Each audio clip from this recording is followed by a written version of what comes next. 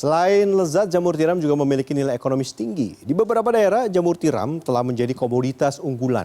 Penasaran ingin mencoba budidaya jamur tiram? Berikut liputan selengkapnya dalam segmen Sehari Menjadi.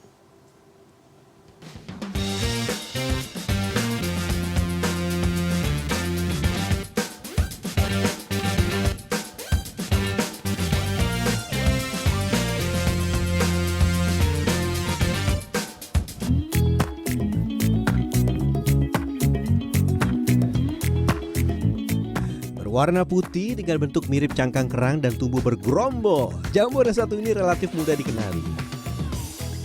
Ya, ini dia jamur tiram.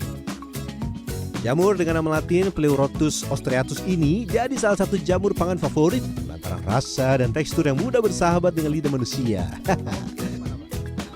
Ada berbagai macam jenis jamur tiram dengan warna berbeda. Namun varietas putih inilah yang paling umum dikonsumsi. Jamur tiram bisa diolah menjadi berbagai sajian. Selain populer sebagai jamur goreng tepung atau jamur crispy, jamur tiram bisa diolah menjadi stik jamur yang renyah dan tentunya lezat. Tapi apapun jenis olahannya, kunci kelezatan masakan jamur tiram adalah pada kualitas jamur. Jamur tiram yang segar dapat terlihat pada kondisi daging jamur yang padat dan tidak terdapat bercak pada kulit jamur. Yuk kita belajar buat. Selamat datang bersama di segmen Sehari Menjadi, dan ini adalah proses awal untuk membuat jamur tiram. Ini namanya apa, Pak? Serbuk kayu ya? Serbuk kayu. Serbuk kayu. Oke. Kemana Pak arahnya? Terus. Kali ini saya berada di kawasan produksi jamur tiram di Kelurahan Ngantang, Kabupaten Malang, Jawa Timur. Tempat ini berada di ketinggian dan dekat dengan Gunung Kawi serta Gunung Kelut. Kondisi alam di sini cukup ideal untuk pertumbuhan jamur karena memiliki suhu sejuk dan kelembapan yang mendukung untuk hasil panen berkualitas tinggi. Oke. Dia punya daya simpan nggak sih Pak? Ya maksudnya? Misalkan berapa lama tuh serbuknya udah nggak bisa dipakai lagi atau? Oh, nggak ada masa kadaluarsa. 1 tahun nggak apa-apa. Jamur tiram menggunakan media tanam serbuk kayu karena media ini meniru kondisi alami tempat jamur tiram tumbuh di alam liar, yaitu pada kayu yang sudah lapuk. Pak, ini udah basah, lanjutnya apa lagi? Kasih katul dedek, kasih dedek. Kasih dedak. Nah. Dedak dicampurkan ke dalam serbuk kayu sebagai media tanam jamur tiram untuk meningkatkan kandungan nutrisi dalam media tersebut. Loh, ini apa lagi Pak Bos? Ini kapur halus. Kapur halus. Iya. Perbandingannya? Perbandingannya ya 1:10 lah. Oh, berarti ini mah dikit aja ya? Sedikit aja. Jamur tiram membutuhkan kondisi pH yang sedikit basah untuk tumbuh optimal.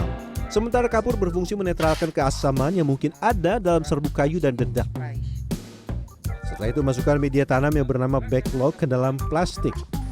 Kenapa harus sampai padat gitu? Ya biar bagus, Pak. Hasilnya biar maksimal hasilnya.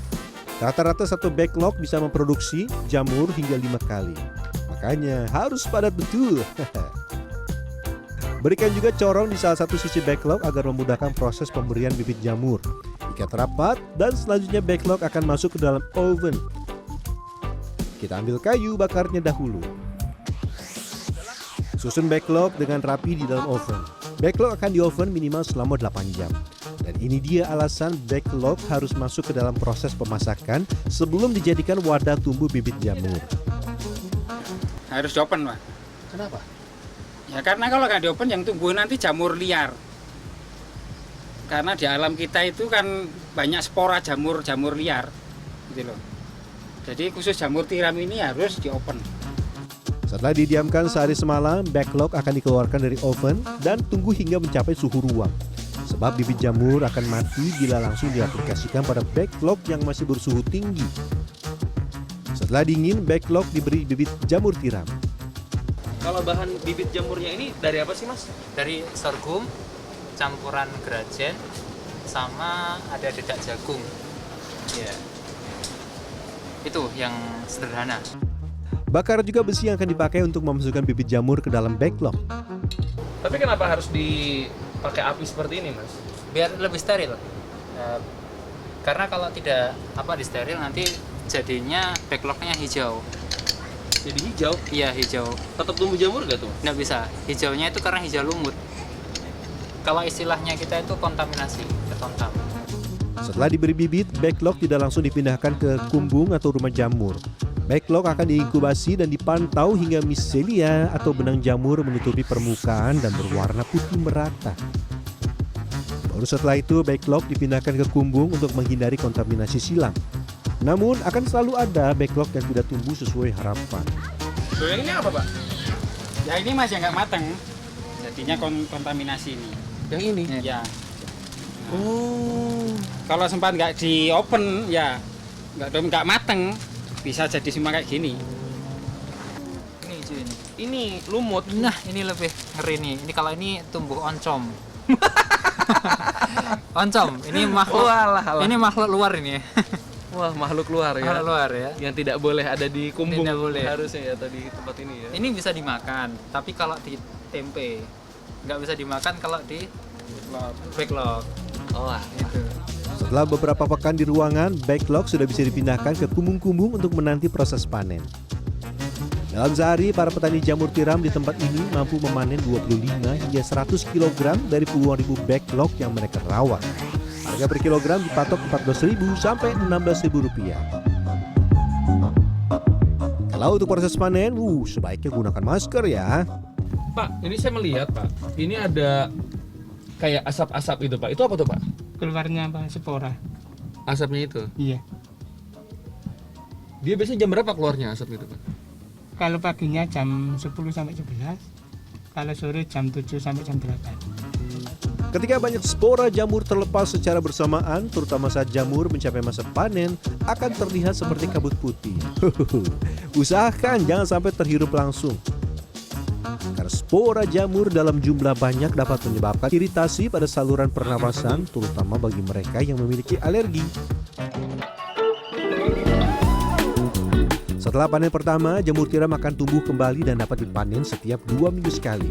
Potensi panen bisa mencapai 5 kali, namun produktivitasnya akan terus menurun seiring waktu karena nutrisi pada backlog semakin habis. Waktunya membuat olahan jamur tiram yang sudah cukup populer, yaitu jamur crispy. Eits, tapi tidak sembarang goreng ya. Ada beberapa hal yang harus diperhatikan agar jamur betul-betul garing dan awet hingga beberapa bulan. Pilih backlog yang bersih sempurna. Oh jangan mas, itu enggak boleh, itu kotor, nanti dimasak sendiri aja ya. Untuk diproduksi buat keripik kita pilih yang bagus-bagus aja. Oh, nggak bisa. Kan bisa dicuci, Bu, padahal, Bu. Ini tinggal dipotong, terus dicuci. Ya, produsen olahan jamur yang sudah eksis selama 10 tahun terakhir ini tidak mencuci jamur terlebih dahulu. Jadi kalau dicuci dulu itu terlalu basah, nanti keripiknya itu jadinya nggak crispy. Oh, berarti nggak boleh dicuci Nggak sebetulnya? boleh, sebenarnya saya nggak pakai cuci. Petik langsung toh, petik langsung berarti itu barangnya sudah suci. Setelah itu rendam dengan beberapa bumbu seperti garam, penyedap rasa, bawang putih, bubuk, dan cabai bubuk. Kalau dicuci itu kan udah basah mas. Jadi nanti kalau pencelupan bumbu ini bisa nggak merasuk. Kalau mau garing maksimal, tambahkan telur dalam adonan basah. Masukkan ke dalam tepung terigu yang telah dicampur tepung maizena dan goreng dengan api besar.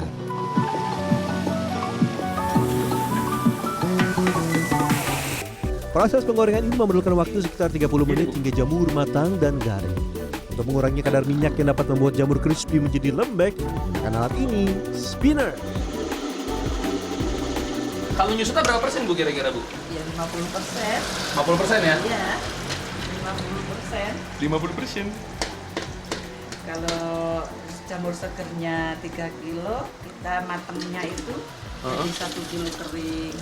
Keripik. 1 kilo kering? Oh, Iya. berarti lebih dari setengah ya, Bu, ya? Iya. Dan lihat saja berapa banyak minyaknya.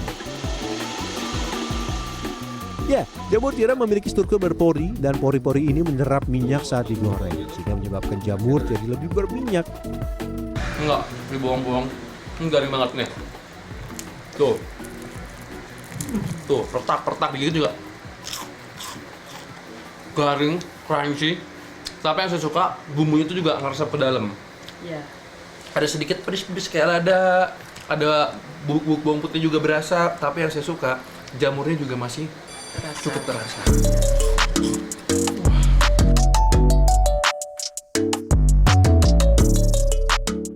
Jamur crispy harus disimpan pada wadah kedap udara agar bisa bertahan selama 6 bulan. Ini kalau dihitung tanggalan dari waktu di take shoot ke proses produksi jamur yang ini pas 2 minggu. Kita tes, kita cek gimana. Sama, nggak ada bedanya sama sekali. Cuma beda rasa aja. Ini lebih tidak pedas dibanding pesanan yang hari ini deh. Up lagi ya, Bu.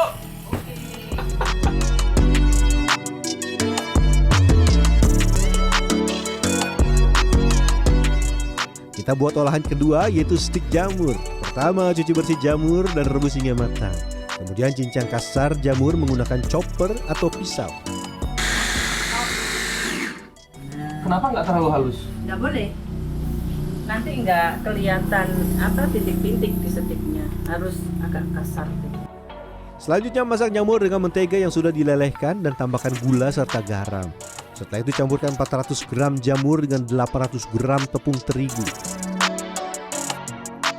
Pipihkan jamur sesuai selera, potong tipis-tipis memanjang dan goreng hingga berwarna kuning kecoklatan.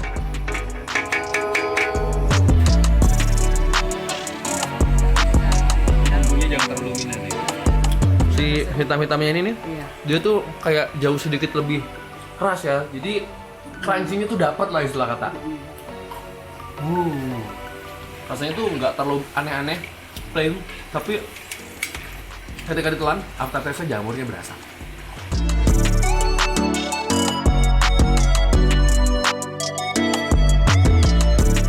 Satu kemasan olahan jamur dijual mulai dari Rp20.000. Wah, cocok nih buat cemilan sore-sore. Awalnya coba-coba dulu dari teman, kemudian beli sendiri. Kok rasanya enak gitu, keluarga juga suka. Lama-lama ada yang pesen dari teman-teman sama saudara. Jadi reseller deh di sini. Aku lebih suka ke stik jamurnya. Rasanya itu beda sama yang lain ya, lebih terasa jamur tiramnya. Dan kalau aku itu biasanya kan dimakan sendiri. Ini teman-teman banyak yang nitip, jadi saya juga reseller juga di sini. Budidaya jamur tiram bukan hanya sekedar hobi, tapi juga bisa menjadi sumber penghasilan tambahan. Namun perlu diingat bahwa prosesnya membutuhkan ketekunan dan kesabaran. Dari pembuatan backlog hingga panen pertama dibutuhkan waktu sekitar 4 bulan. Jika Anda ingin proses yang lebih cepat, jadi produsen aneka olahan jamur bisa jadi pilihan menarik. Tentunya kunci utama adalah pemilihan jamur segar dan berkualitas. Rian Fernando, Dwi Agung Yuljarto, Malang, Jawa Timur.